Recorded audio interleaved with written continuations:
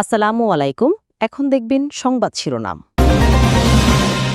প্রাপ্য মার্কা দেওয়ার সাহস যে কমিশনের নেই তাদের অধীনে সুষ্ঠু নির্বাচন হতে পারে না, দিনাজপুরে বললেন সার্জিস। আইনের বাইরে যাওয়ার সুযোগ নেই, সিলেটের কমিশনার আনোয়ারুল। সহপাঠীকে ধর্ষণের প্রতিবাদে বিইউপি শিক্ষার্থীদের অবস্থান বিক্ষোভ, সাভার থানায় দায়েরকৃত মামলার ৩ নম্বর আসামি মিঠু গ্রেফতার।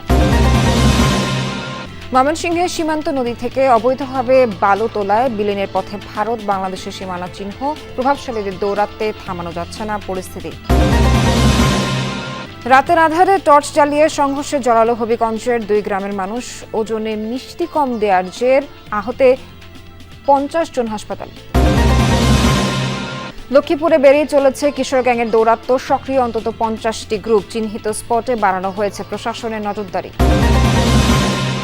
কুড়িগ্রামে অসময়ে নদী ভাঙনে বিলীন হচ্ছে একের পর এক জনপদ, জলবায়ু পরিবর্তনের প্রভাব, নদী শাসন ও স্থায়ী বাঁধ নির্মাণের তাগিদ। এতক্ষণ দেখছিলেন সংবাদ শিরোনাম, এখন দেখবেন বিস্তারিত। রাজনৈতিক দলের প্রাপ্য মার্কা দেওয়ার সৎসাহস দেখাতে পারে না যে নির্বাচন কমিশন, সে কমিশনের অধীনে সুষ্ঠু নির্বাচন হতে পারে না। দিনাজপুরে এমনটাই বলেছেন এনসিপির উত্তরাঞ্চলের মুখ্য সংগঠক সার্জিস আলম। দুপুরে জেলা শিল্পকলা একাডেমি মিলনায়তনে এনসিপির জেলা শাখা আয়োজিত সমন্বয় সভায় অংশ নেন তিনি। পরে সাংবাদিকদের সাথে কথা বলেন সার্জিস। বলেন, শাপলা প্রতীক দিতে আইনগত কোনো বাধা নেই। নির্বাচন কমিশন কাউকে খুশি করার জন্য এই সিদ্ধান্ত নিয়েছে। জুলাই সনদ নিয়ে সার্জিস আলম বলেন, এর আইনগত ভিত্তি থাকতে হবে। নামকাওয়াস্তে একটা কাগজ জনগণ মেনে নেবে না। সমন্বয় সভায় জেলার 13 উপজেলা থেকে এনসিপির নেতাকর্মীরা অংশ নেন। যেই নির্বাচন কমিশন একটা রাজনৈতিক দলকে তাদের প্রাপ্য মার্কাটা দেওয়ার সৎসাহস দেখাতে পারে না, আমরা মনে করি সেই নির্বাচনের অধীনে একটা সুষ্ঠু নির্বাচন এই বাংলাদেশে হতে পারে না। প্রত্যাশা করি যে আমরা শাপলা প্রতীক পেয়েই আগামী নির্বাচনে অংশগ্রহণ করব। এটা যদি তারা আমাদের সাথে অন্যায় করে, আমরা এই অন্যায়ের বিরুদ্ধে রাজনৈতিকভাবে মোকাবেলা করব। সকালে সিলেট পুলিশ লাইন্সে নির্বাচনী দায়িত্ব সুষ্ঠুভাবে সম্পাদনের লক্ষ্যে পুলিশের দক্ষতা বৃদ্ধিতে আয়োজিত প্রশিক্ষণ শেষে সাংবাদিকদের কথা বলেন তিনি। এর আগে প্রধান অতিথির বক্তব্যে আনোয়ারুল ইসলাম বলেন, নির্বাচন কমিশন কোনো ব্যক্তি, গোষ্ঠী বা দলের কাছে নয়, শুধু আইনের কাছে জবাবদিহি করবে। সবার সহযোগিতায় সুষ্ঠু নির্বাচন অনুষ্ঠিত হওয়ার আশা প্রকাশ করেন তিনি। বলেন, অতীতের মতো নির্বাচন হওয়ার কোনো সুযোগ নেই, পাশাপাশি বিতর্কিত কেউ আগামী নির্বাচনী দায়িত্বে থাকতে পারবেন না বলেও জানান আনোয়ারুল ইসলাম। সহপাঠীকে ধর্ষণে জড়িতদের দ্রুত গ্রেফতারের দাবি করেছে বাংলাদেশ ইউনিভার্সিটি অব প্রফেশনাল বিইউপির শিক্ষার্থীরা। পাশাপাশি অপরাধীদের দৃষ্টান্তমূলক শাস্তির দাবিও করে তারা। এসব দাবিতে বিক্ষোভ মিছিল এবং মিরপুর 10 গোল চত্বর অবরোধ করেন শিক্ষার্থীরা। বাংলাদেশ ইউনিভার্সিটি অব প্রফেশনালস বিইউপির শিক্ষার্থীরা দ্বিতীয় দিনের মতো নেমে আসে সড়কে। রোববার সকাল 11টায় মিরপুর 12 সড়কে অবস্থান নেন তারা। দাবি জানান সহপাঠীকে ধর্ষকদের দ্রুত গ্রেফতার ও বিচারের। বলেন, ক্যাম্পাসের ভেতরে বাইরে শিক্ষার্থীদের নিরাপত্তা নিশ্চিত করতে হবে। এদিকে শিক্ষার্থী ধর্ষণের ঘটনায় মিঠু বিশ্বাস নামে এক আসামিকে ধরেছে পুলিশ। শনিবার রাতে রাজধানীর তেজগাঁও এলাকার তেজকুনি পাড়া থেকে মামলার এই 3 নম্বর আসামিকে গ্রেফতার করা হয়। ময়মনসিংহের হালুয়াঘাট ধোবাউড়ায় সীমান্তের নদী থেকে অবৈধভাবে বালু উত্তোলন করায় বিলীন হয়ে যাচ্ছে ভারত বাংলাদেশের আন্তর্জাতিক সীমানা রেখা। এতে ক্ষতির মুখে পড়ছে বাংলাদেশ। ক্ষতিগ্রস্ত এলাকায় পিলার না থাকায় দেশের সীমানা নিয়ে জটিলতা তৈরির আশঙ্কা দেখা দিয়েছে। সংবাদ সম্মেলনে এমনটাই জানিয়েছে বিজিবি। স্থানীয় প্রভাবশালীদের কারণে অরাজকতা বন্ধ করা যাচ্ছে না বলেও উল্লেখ করা হয় সংবাদ সম্মেলনে। ময়মনসিংহের হালুয়াঘাট ধোবাউড়া সীমান্তের বরাক নদীর পাড়ের চিত্র এটি।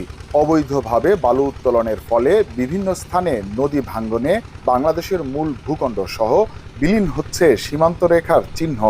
দিনে দিনে পরিস্থিতির ভয়াবহতা দেখে সংবাদ সম্মেলন করেছে বিজিবি।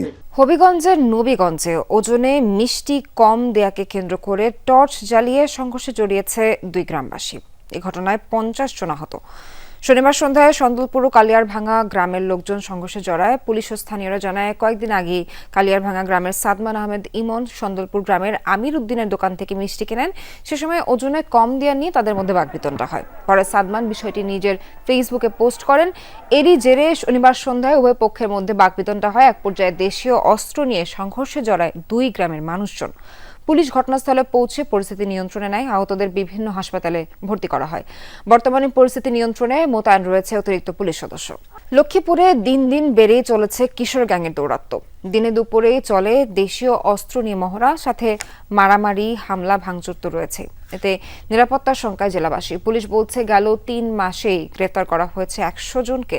গুরুত্বপূর্ণ স্থানে বাড়ানো হয়েছে টহল। তবে আইনের পাশাপাশি সামাজিক মানবিক মূল্যবোধ নিশ্চিতের তাগিদ সচেতন মহলের। দিনে দুপুরে দেশীয় অস্ত্র নিয়ে মহড়া, তো কোথাও আবার মারামারি, দোকানপাটে হামলা। লক্ষ্মীপুর জেলা জুড়েই এখন কিশোর গ্যাংয়ের দৌরাত্ম্য। জলবায়ু আবহাওয়ার পরিবর্তনের অসময়ে নদী ভাঙন বেড়ে ধ্বংসযজ্ঞে পরিণত হচ্ছে কুড়িগ্রামের নদ নদী তীরবর্তী জনপদ। দুর্ভোগে দিন কাটছে বৌমারী উপজেলার শতাধিক পরিবার। নদী ভাঙন রোধে স্থায়ী বাঁধ এবং নদীর শাসনের পাশাপাশি বাঁশের বান্ডেলিং তৈরির পরামর্শ বিশেষজ্ঞদের। ব্রহ্মপুত্রের ভাঙনে জমিজমা হারিয়ে অন্যের জমিতে খুঁটিবিহীন ঘরের চালায় মা, মেয়ে, বোন নিয়ে বসবাস নাসিমা বেওয়ার। অন্যের বাড়িতে কাজ করে কোনো রকমে চলে সংসার। খুব কষ্টে আছি, কোনো খাওয়ার জন্য নাই, খাওয়ার খুব কষ্টে আছি, জাগার জন্য খুব কষ্টে আছি। ভিটে মাটি হারিয়ে ব্রহ্মপুত্রের তীরে ছাপরা আর কাপড় দিয়ে ঘর বানিয়ে দিন কাটাচ্ছে ময়না বেগমের পরিবার। বিলীন হচ্ছে একের পর এক বসতি, ফসলি জমিসহ নানা স্থাপনা। এতে নিঃস্ব কুড়িগ্রামের রৌমারী উপজেলার সোনাপুর গ্রামের শত শত পরিবার।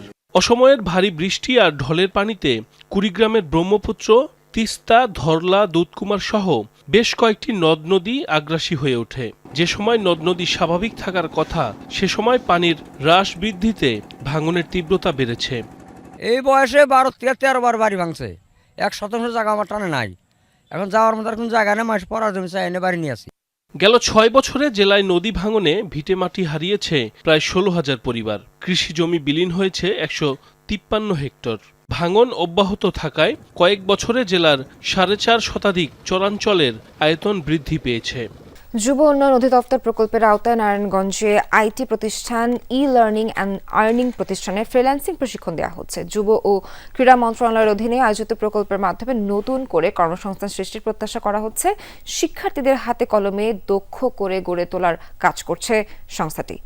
এই প্রশিক্ষণ বেকারত্ব ঘোচাতে সহায়ক হবে বলে আশা করছেন শিক্ষার্থীরা।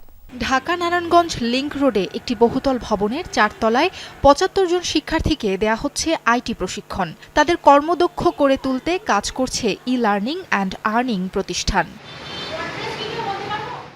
Computer office application, freelancing, basic English, digital marketing, soft skill training, স্মার্টফোনের মাধ্যমে ফ্রিল্যান্সিং প্রশিক্ষণ, গ্রাফিক্স ডিজাইন ও ভিডিও এডিটিং, এই 8 ক্যাটাগরিতে দক্ষ করে তোলা হচ্ছে প্রশিক্ষণার্থীদের। 3 মাসব্যাপী প্রশিক্ষণ দিচ্ছেন ন্যাশনাল স্কিল ডেভেলপমেন্ট অথরিটির দক্ষ প্রশিক্ষকরা। শিক্ষার্থীরা বলছেন হাতে কলমে কাজ শেখানো হচ্ছে, প্রশিক্ষণ চলাকালীন আয় করেও দেখাতে হচ্ছে।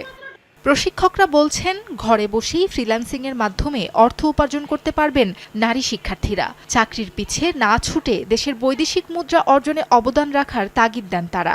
প্রজেক্টটা মূলত যুব উন্নয়ন অধিদপ্তরে আমরা বাস্তবায়নকারী প্রতিষ্ঠান হিসেবে এই প্রকল্পটাতে কাজ করি। সপ্তাহে 6 দিনই ক্লাস হয়।